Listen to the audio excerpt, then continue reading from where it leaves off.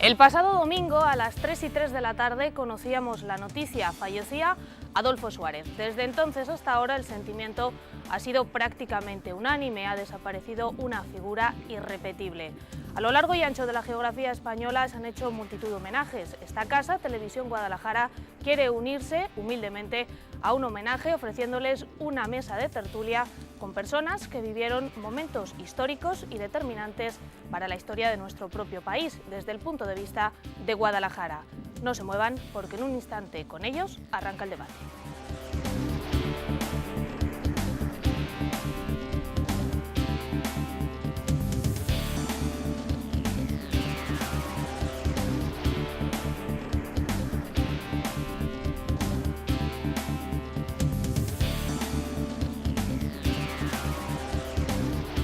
Les conocen a todos ellos perfectamente, pero nosotros hoy les vamos a conocer y vamos a brindar a los más jóvenes, sobre todo, la posibilidad de que les conozcan desde otro punto de vista y recuerden parte muy importante de nuestra historia. Damos la bienvenida y les agradecemos por acompañarnos esta noche en esta hora de programa.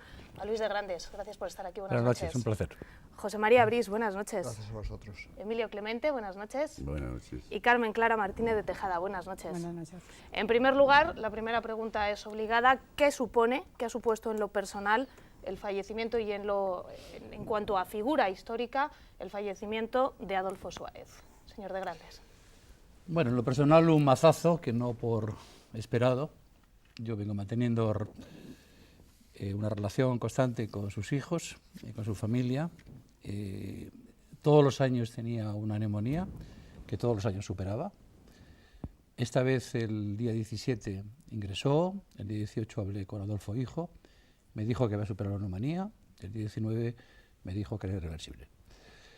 Por más que fuera esperado, me produjo un inevitable dolor.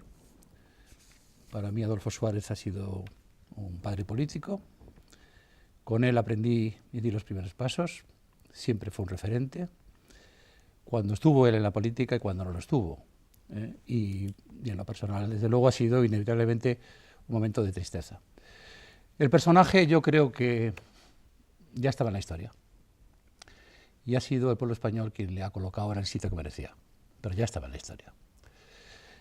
Y yo creo que ha sido muy positivo el que las generaciones de hoy sepan que Adolfo Suárez existió, lo que significó, el alcance de su obra.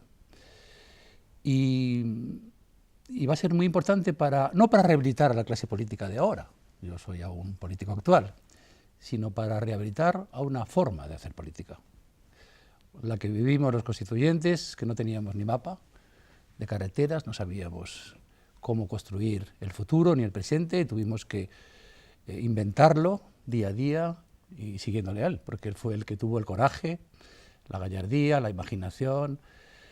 Y yo creo, con eso quiero terminar, decir que en las memorias de Gaulle, él dice, de Gaulle, que él tenía siempre una idea de Francia. Yo creo que Adolfo Suárez siempre, por encima de toda su vida, tenía una determinada idea de España. Y la llevó a cabo y a término con una decisión inexorable, a una costa de su vida, de su peripecia personal.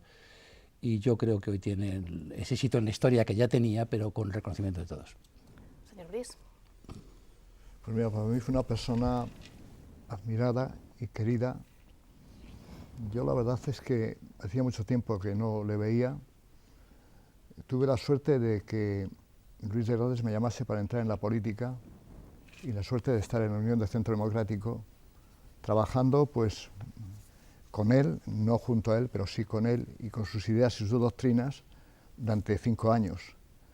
Y siempre nos dejó la imagen, o a mí me dejó la imagen, de un hombre que era un gran estadista, de un hombre que era una gran persona, un hombre honrado, al que yo personalmente había conocido en el año 1973, cuando era director general de Radio Televisión Española, con un carisma muy especial y que dominaba las cámaras de televisión española de manera extraordinaria.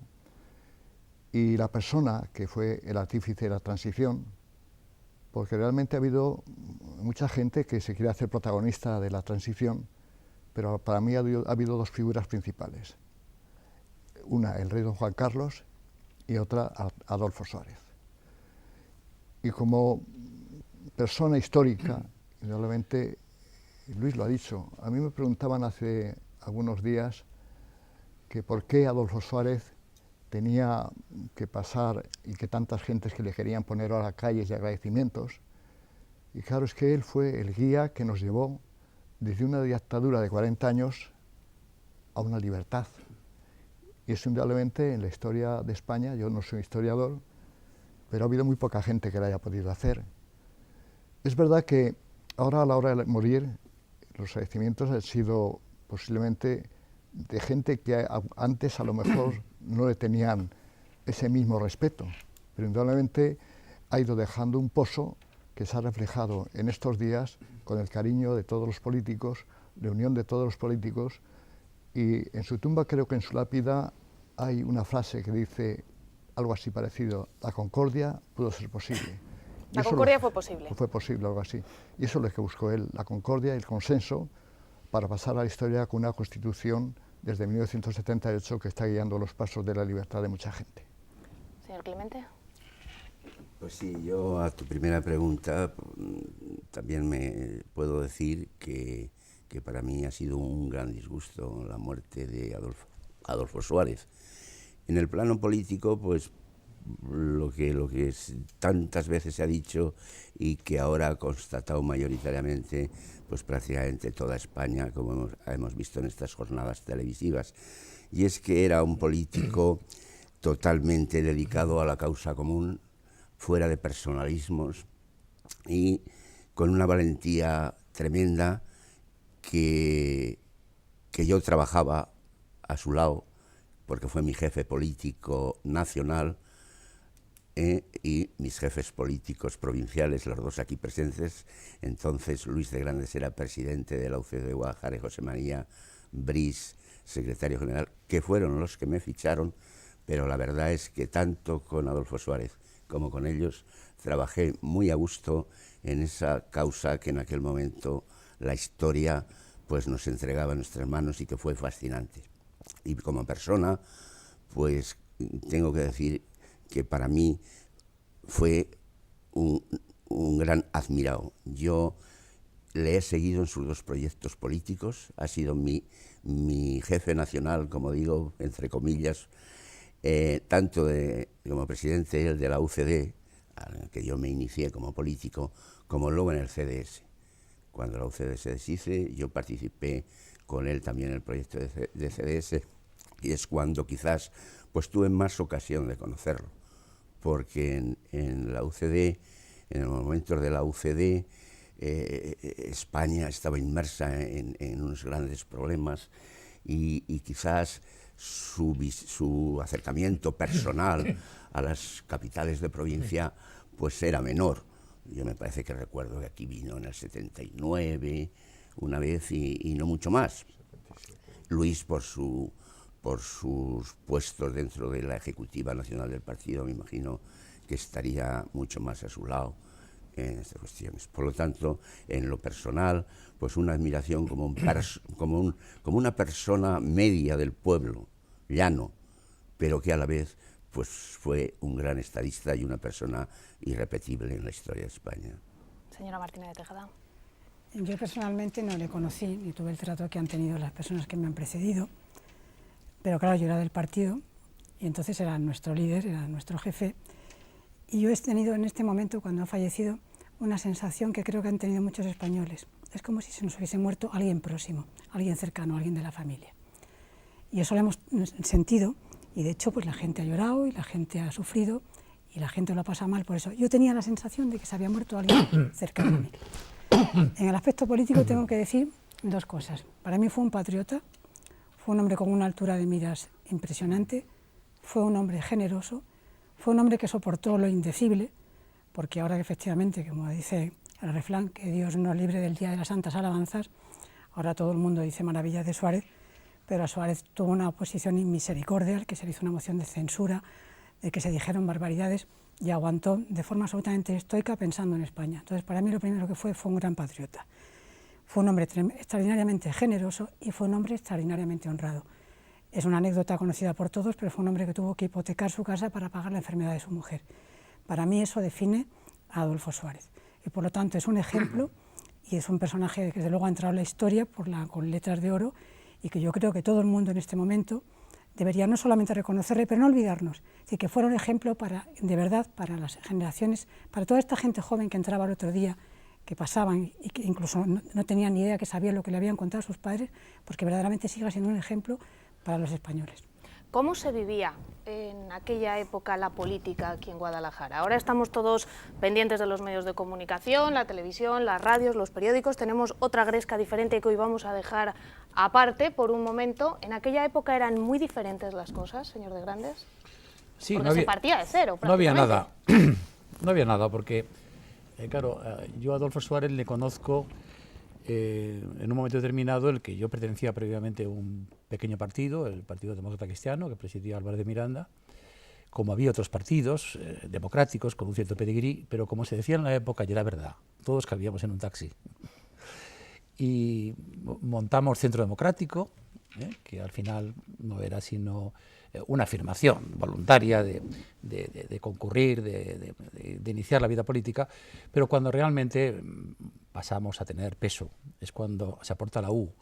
Y la U no es aquel partido que tenía Suárez, se llamaba Unión del Pueblo Español, que eso era una pequeña patera también como la nuestra, ¿no? Que él mismo no hizo caso, sino cuando él aportó la unidad, aportó la referencia del prestigio. Adolfo Suárez, claro, no se inicia en el momento del 77. Él es el gran artífice de la transición de forma previa, en el primer gobierno de la monarquía. Y ahí es donde realmente sientan las bases de lo que fue plasmado en la ley de reforma política, que fue la clave del éxito, del hilo conductor de lo que después sería. Aquí tuvimos en Guadalajara debates. Me acuerdo de Felipe Solano, que en paz descanse. Y yo mismo defendiendo la reforma, frente a Irízar o Palero defendiendo la ruptura. Había esa dicotomía. La posición de Adolfo Suárez era: es necesario construir el futuro sin romper el pasado. El propio harakiri que se hace en las Cortes españolas, entonces que se llaman franquistas, aprobando la ley para reforma política, fueron la clave de llegar a una legalidad desde la legalidad, que fue toda una arquitectura jurídica que diseñó Torcuato Fernández Miranda y que después hilvanó y matizó una figura que tendrá su día para glosar también de su auténtico valor, que es la de Lino Nevilla, que es el gran arquitecto jurídico que pone la pluma a la letra pequeña de aquello. Eso se inicia la vida política ahí. Ahí empezamos en Guadalajara a tener discusiones políticas, yo creo que también en un clima bastante positivo. Todos queríamos, que éramos muy jóvenes, no queríamos revanchas, queríamos ser protagonistas del futuro, cada uno desde nuestra posición política. Y no nos odiábamos, ni teníamos un deseo de confrontar posiciones personales, ni una controversia sobre algo que no existía. El Partido Socialista, como dijo Tamames, con una cierta crueldad, tenía 100 años de historia y 40 de vacaciones, es decir, no había existido, de forma que se estaba también innovando. Era tan nuevo como los partidos que creíamos nosotros. No existía nada, no había mapa, no había nada de nada. Y yo creo que ni el propio Adolfo Suárez tampoco lo tenía, porque yo viví luego muy de cerca cómo se iba construyendo. Y como hicimos también, empezamos la Constitución, también sin nada, con los folios en blanco. ¿Se hacía política de otra manera? ¿De una manera en la que hoy, metidos en la gresca de siempre, se puede echar de menos incluso esa forma de hacer política que hacían ustedes? Yo creo que eran tiempos muy distintos. En aquella época tenía la gente una gran ilusión, una esperanza de saber de no saber casi lo que podía haber en el futuro. Yo recuerdo, pues, cuando a mí Luis y Agustín de Grandes me llamaron para hablar con ellos y estar con ellos, que nos reuníamos un grupo de amigos en la casa de Agustín, en el Paseo de las Cruces. Ahí estaban Feliciano Román, estaba Gabriel Leblic, estaba José Antonio Soler de Puga, lógicamente Luis de Grandes, Agustín de Grandes, para hablar de política y de lo que podía pasar, ¿no?, en el futuro. Después ya, pues, por ejemplo, a mí me dijeron que fuera coordinador al hablar de las elecciones generales del 15 de junio del 77, para ver las listas junto con los socialdemócratas de Guadalajara, entre los que estaba José Luis Hergueta, estaba Santiago Barra, los liberales, que estaban Luis Rodrigo Arribas, entre otros, Mariano Colmenar Huerta, para ver la lista que podíamos enviar, puesto que la Unión de Centro Democrático ya era una coalición de partidos, nada menos que 16 partidos, aunque realmente las ideologías que primaban era la demócrata cristiana, los liberales y los socialdemócratas. Pues bueno, yo estuve allí en esas negociaciones y eran totalmente abiertas, bueno, en un clima de amistad, para tratar de hacer algo que no conocíamos bien lo que queríamos, pero que tenía que ser bueno para España. Carmen. Sí, yo creo que era totalmente distinto, radicalmente distinto. Yo los recuerdos que tengo, en el año 79 me presenté en la candidatura que iba al ayuntamiento, la famosa de los 3 minutos, que yo no sé si esa historia tú la conoces, Rosa, que nos quedamos fuera por 3 minutos. Nos la puede recordar, sobre todo a los más jóvenes, que muchos de los que nos estarán viendo en casa la verdad es que nos da cierto tampoco vértigo, la sabrán. Da cierto vértigo, porque entre otras cosas han pasado 35 años, nada menos. Yo tenía 24 años, a mí me había llamado Luis, y por aquellas cosas que todavía, yo creo que todavía están inexplicadas, pues se llegó tarde. La Junta Electoral decidió con toda lógica que los plazos son los plazos y que 3 minutos eran suficientes y nos quedamos fuera. Era una lista en la que teníamos de número 1 a Luis Suárez de Puga, un médico, una persona queridísima en Guadalajara, de número 2 a Agustín. Yo era la número 7. En aquella época había muchísimas menos mujeres en política, éramos muy pocas. Y yo me acuerdo, por ejemplo, que por el Partido Comunista, como ha dicho Luis, que verdaderamente era el partido que había sido la oposición, iba María Anglada, y por el Partido Socialista Concha Maestra. Y el recuerdo que yo tengo, ellas eran más mayores que yo, era que había una relación extraordinaria, que no había historias, que no había peleas, que no había malos rollos. Cada uno estaba en su partido político, pero había una camaradería, entre comillas, una forma de comportarse absolutamente distinta. Luego esto ha ido derivando a unos niveles de sectarismo que a mí me horrorizan, y verdaderamente estamos en un momento que yo creo que se ha complicado mucho el ejercicio de la política. Y luego también me acuerdo que, como dice Luis, es que no teníamos nada. Es que las campañas eran un cuadro, que era ir a hacernos 4 fotos a la Concordia, que nos hacíamos ahí todos juntos como podíamos, y cosas de ese estilo, es que no había un duro, no había asesores de imagen, no había absolutamente nada. Era divertido, y nos pegábamos unas palizas tremendas de madrugar, entonces con un coche como Manolo Cortés a buscar interventores, una serie de cuestiones absolutamente distintas de lo que es ahora, donde nadie sale a la calle. Luis está en la política, además Luis es un hombre que ha llegado muy alto, pero ahora cualquier político, no Luis, que es un hombre que está en las alturas, cualquier politiquillo tiene que ir detrás con 3 asesores y con 4 cámaras y con un maquillador. Eso no existía entonces. Me dirán mis compañeros, no me dejarán mentir, que esto es así. Y en el año 82, yo recuerdo un poquito más tarde, con Agustín Hernández, que era consejero, fue consejero de diversas consejerías, yo era secretaria general técnica. Y yo me acuerdo que nos levantábamos a las 5 de la mañana para meternos 4 en un coche con el chofer, ir a Albacete y volver el mismo día, porque no nos gustaba gastar dinero para no generar una noche en un hotel. Y esto es rigurosamente cierto. Y eso es otra forma, parecen anécdotas y batallitas, pero son muy, muy reveladoras de la forma de entender y hacer la política entonces, de mis compañeros que están aquí en la mesa y de toda la gente que en aquella época formábamos parte de ese proyecto, que era una ilusión tremenda. Y nos divertimos mucho y lo pasamos muy bien, todos juntos, yo creo. Señor Clemente. Pues efectivamente, coincido totalmente con lo que dice Carmen Clara, y lo que ella está diciendo, pues yo lo llamo altruismo.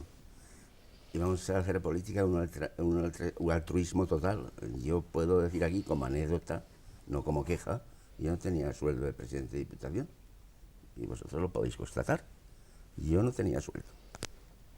Bueno, pues había ese... En aquella época hacer política costaba dinero. Había ese costaba a todos ustedes. Hombre, tampoco es que se perdiera porque no lo teníamos, éramos pobres, por lo menos yo, en mi caso. Lo que pasa que, bueno, pues si tenías gastos o algún gasto extraordinario, pues yo qué sé, con alcaldes que venían a verte, con alguna cosa necesaria, pues lógicamente eso se abonaba. Pero lo que era sueldo, pues no. Luego pues había unas dosis de ilusión tremenda. ¿Por qué no decir un poquito de utopía en la acción política, que aunque se considere la utopía en la vida normal como negativa, yo creo que en la vida política una pequeña dosis de utopía es necesaria, ¿no, Luis? Sí, te pregunto como me falta utopía y pasión. Un hombre claro, y esto era, y sobre todo por lo que hemos recalcado de Adolfo Suárez, que creo que fue el que lo imprimió, pues estaba el diálogo, ¿verdad?, y el consenso como norma principal. Y luego, sobre todo, en el plano ya, si quieres decir, personal, pues como decía Luis, teníamos ganas lícitas, ¿verdad?, de ser los protagonistas de esa transición que tuvimos la suerte de realizarla nosotros. ¿Y a quién no le apetece? Sentirse personalmente protagonista, ¿verdad?, de hacer esa transición. Y esto es lo que era la política entonces. De esa manera la hacíamos. ¿Qué recuerdan con más cariño de esa época? ¿Algún detalle, alguna anécdota como nos estaban contando? Señor de Grandes, señor Briz. Bueno, depende de qué plano. Es decir, si te interesa más Guadalajara o otros planos, naturalmente nacionales. Yo tuve el privilegio de ser el más joven de la cuadrilla, de ese gran torero que fue Adolfo Suárez, dicho con todo respeto, ¿no? Me sacaban 15, 20 años y yo era un pipiolo que tenía la sensación de un privilegio impagable, y efectivamente era un privilegio impagable. El estar sentado con aquellos personajes, todos de una categoría intelectual de primerísima división, pues bueno, no me acomplejé, pero la verdad es que tenía que echarle bastante valor, ¿no? Luego me pasó en la Comisión Constitucional, también fui el más joven de los constituyentes. Por eso se me encomendó que defendiera la mayoría de edad a los 18 años y los derechos de la juventud. Pero de esas cosas, por entrar en las anécdotas, en la primera vuelta de la Comisión Constitucional, los ordenadores de Rodolfo Martín Villa no daban suficientemente bien eso de la mayoría de edad a los 18 años en términos electorales. Y entonces, en principio, no querían naturalmente que se votara. Y yo me tuve que salir. Y hasta que se decidió que esa decisión se tomaba, entonces entré naturalmente a defenderlo y a votarlo, ¿no? Porque había mucha ingenuidad, mucha pasión, mucha generosidad, pero había política. Y queríamos construir algo importante y además hacerlo trascendente. De forma que cada paso que se daba pues era muy relevante.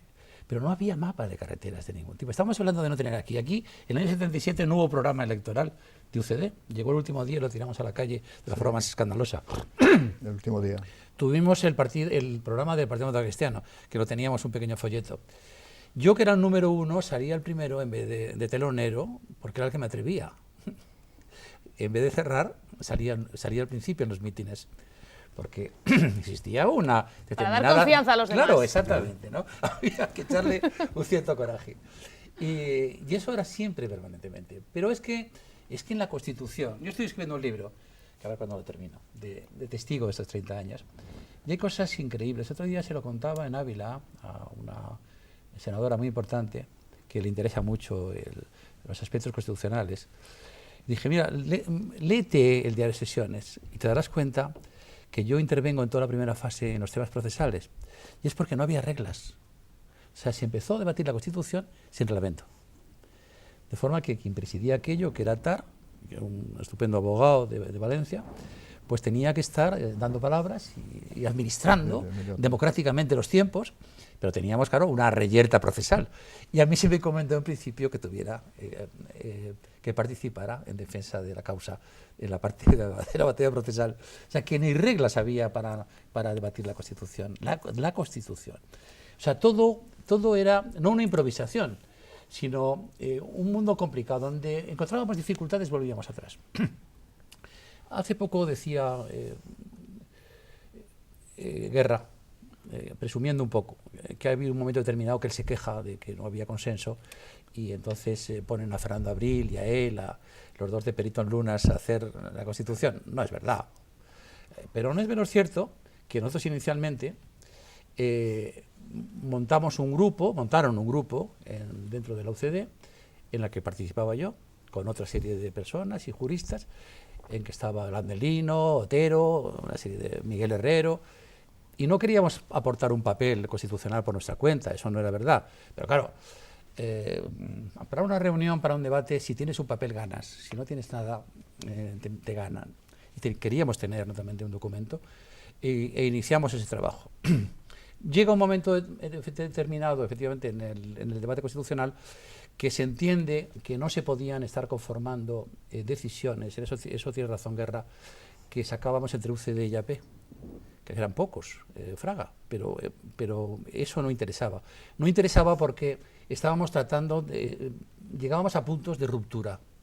Y desde luego lo que está claro es que Adolfo Suárez no quería eso. Adolfo Suárez en estos días se han reproducido sus discursos y hay uno que es importante para saber el carácter constituyente de las primeras elecciones. Se dijo que no fueron convocadas como elecciones constituyentes, y es verdad, en rigor.